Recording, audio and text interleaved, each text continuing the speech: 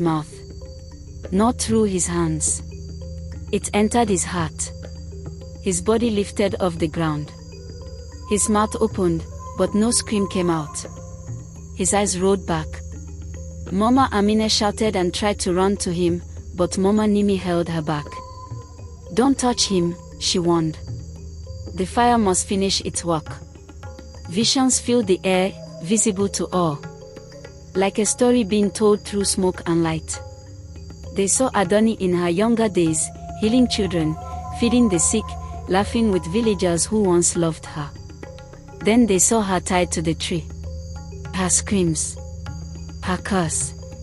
Her soul breaking. They saw the village watching, not helping.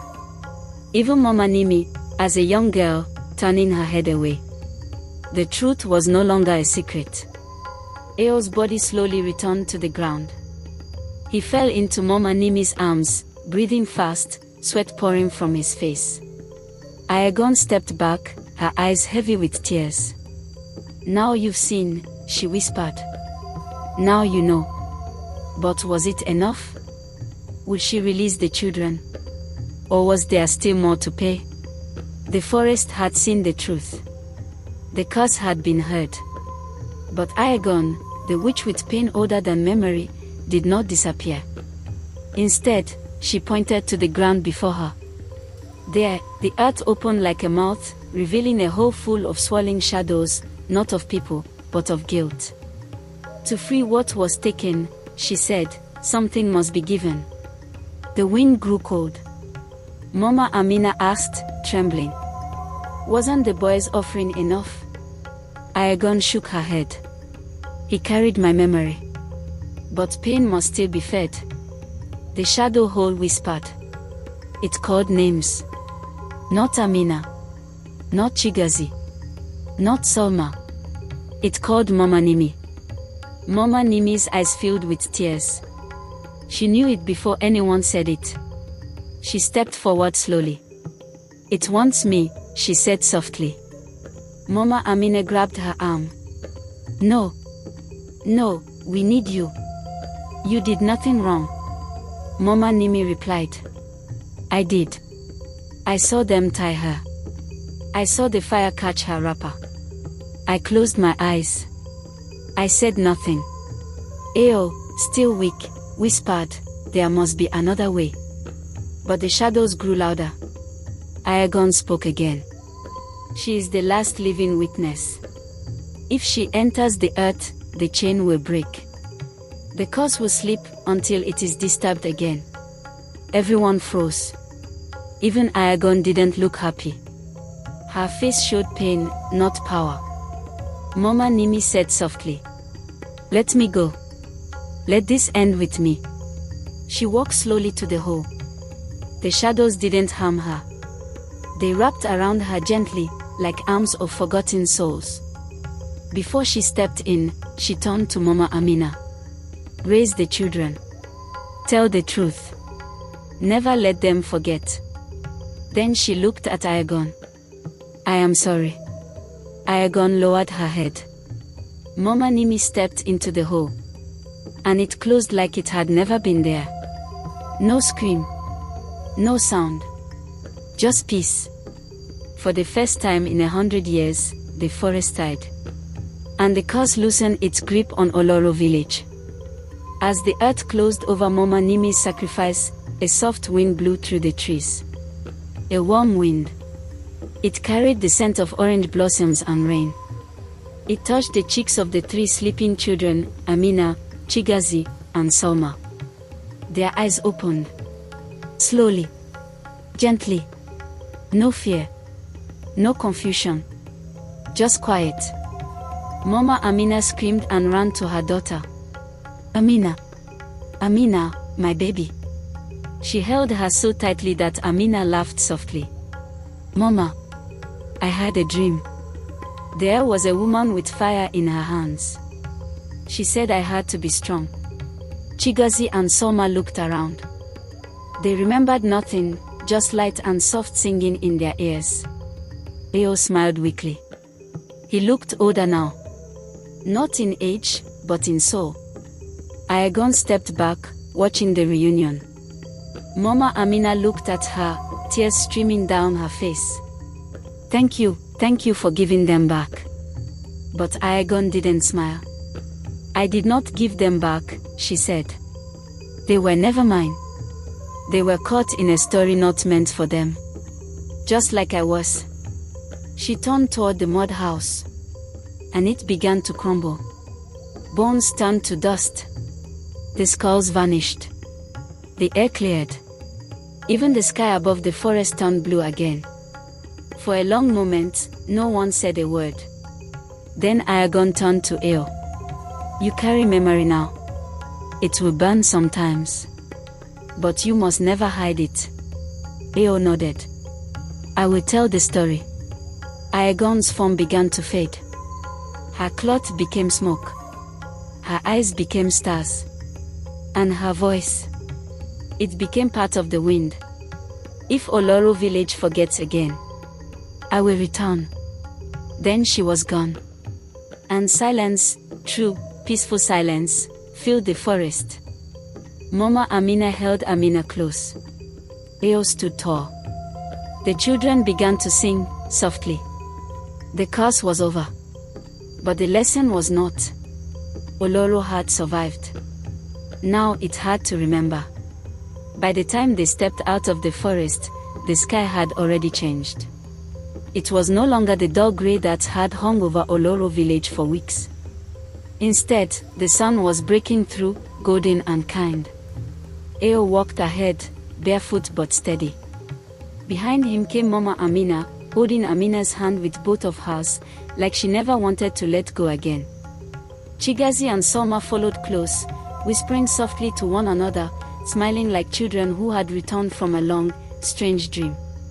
But something was missing. Mama Nimi. The villagers were waiting at the edge of the forest. They had been there every day since the group entered the woods, standing in silence, watching, praying.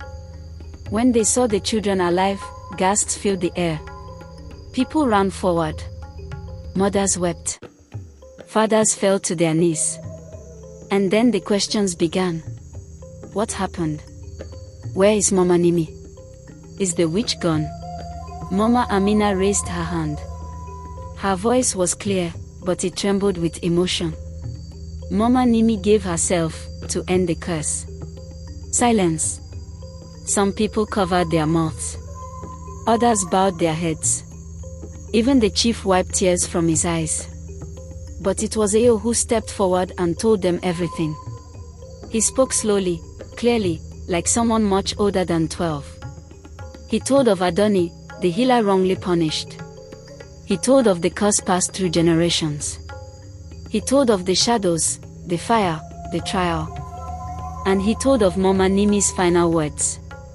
Never forget. The chief stood still for a long moment.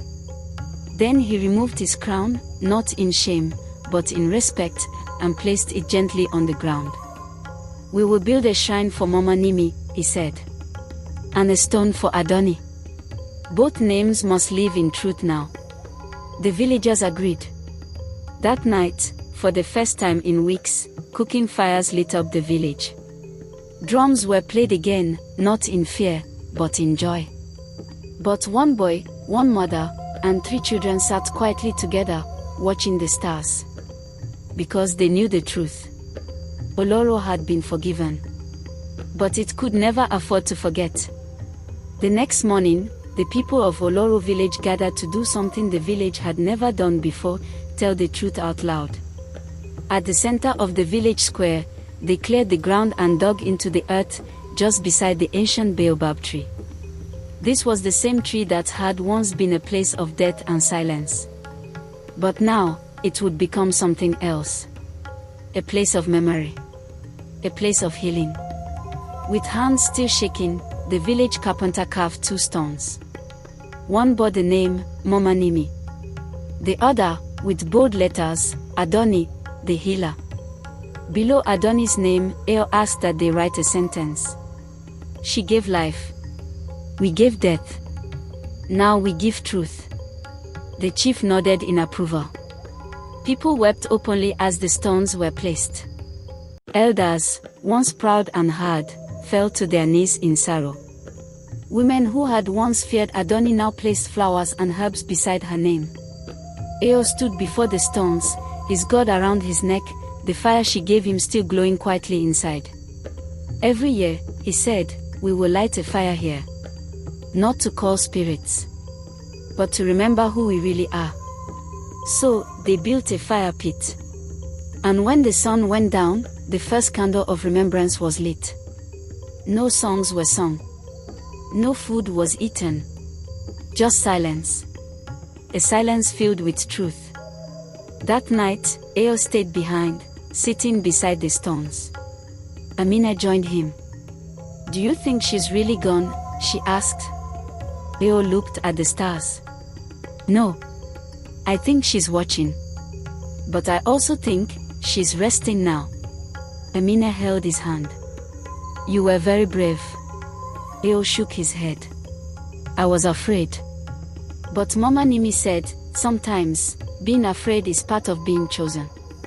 And as the fire crackled, a breeze blew through the square. Soft. Warm. The people of Oloro village looked up. And for a moment, they thought they saw a figure, wrapped in smoke, walking past the baobab tree, smiling. But no one spoke. Some things are best left as blessings. Unspoken, but felt. Years passed. Seasons changed. And Oloro village began to heal. The curse that had once choked the land faded like mist in the morning. Crops grew better. Children laughed louder. The river ran clear, and the wind carried only the scent of yam, mango, and fresh rain. But one thing never changed, the remembering. Every year, on the same day the forest released the children, the villagers gathered under the baobab tree. They brought herbs, flowers, a bit of palm oil, and they lit a single fire. Eo, now older, always lit the first flame. He had grown into a young man with quiet eyes and strong shoulders. People called him the firekeeper, though he never claimed any title. He still wore the god around his neck. Inside, the memory fire still burned. One evening, as the village gathered, Eo stood before the crowd. Children sat in front, mothers behind, the elders in a circle, listening. And Eo began to speak. This is not a story about a witch, he said. It is a story about silence. About how fear can become a lie, and how lies can become curses. He pointed to the stone that bore Adoni's name. They called her a witch. But she was a healer. She gave to this village until it took everything from her. Then he pointed to the stone of Mama Nimi. She was the last witness. She gave her life so we could remember. So that Oloro would never lie to itself again. The people bowed their heads. Eo continued. I promise you, as long as I live, I will keep this fire. I will tell the story. And if one day I am gone, someone else must take my place. Amina stood beside him now, holding a newborn baby in her arms. We named her Nimi, she whispered to Eo. He smiled. The fire crackled softly behind them, as if saying, thank you. The people of Oloro stood together, hand in hand. The curse was gone. But the story, the memory, would live forever. 10 more years passed. And just as time does, it moved gently, slowly, like the river behind the hills of Oloro village. The children of the village grew up knowing the story. They knew about the curse, about Adoni the healer, about Mama Nimi's sacrifice, and the boy, Eo, who carried fire in his heart. The annual remembrance became a sacred tradition. Even visitors from other villages came to witness it. Some came out of curiosity. Others, out of guilt, because many had done to their own Adonis what Oloro once did. But something strange happened one evening. It was during the 11th remembrance. The villagers gathered as always, seated in a large circle around the baobab tree. Eo, now a full-grown man, stood before them with his god. His face was older. wiser. But something in his eyes had changed, they looked tired. He lit the fire. It flamed up, bright as ever. Then, for the first time, it flickered. Not because of the wind. Not because of rain. It flickered like a heartbeat skipping a beat. Eo noticed it, and his hands trembled. "Something is wrong," he whispered. He bent toward the flame and placed his hand near it. The fire didn't burn him, it never had. But this time, it pulled away, like a child hiding from a parent. Amina, now a mother of 3, asked, "What's happening?" Eo looked into the god. His eyes widened. There, deep inside the flame, a vision appeared, just for a moment. A young girl. Bound. Crying. Her face was different. Not Adoni. Not Amina. Not anyone he recognized. "Another one," he whispered. "Another village has done the same." The curse, it wasn't only Oloro's curse. It was a curse of all silence, all injustice. Anywhere a voice was taken. Anywhere truth was buried. Eo turned to the people. "We cannot stop here. We've kept our fire, yes.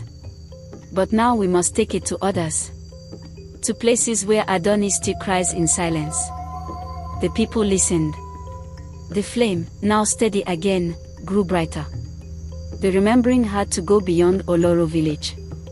Because curses travel in shadows. But so does truth. That year, something remarkable began. Eo, Amina, and a small group of brave villagers left Oloro village, not out of fear, but out of duty. They went from town to town, telling the story. Not as a warning, but as a mirror. They carried the fire in a clay lantern, carved with the shape of a woman standing under a tree. They called it the flame of Adoni. Everywhere they went, people listened. Some wept. Some turned away. But many opened their hearts. In one village, they found a girl who had been locked away for seeing visions. In another, a healer was blamed for a storm. They lit the fire. Told the story.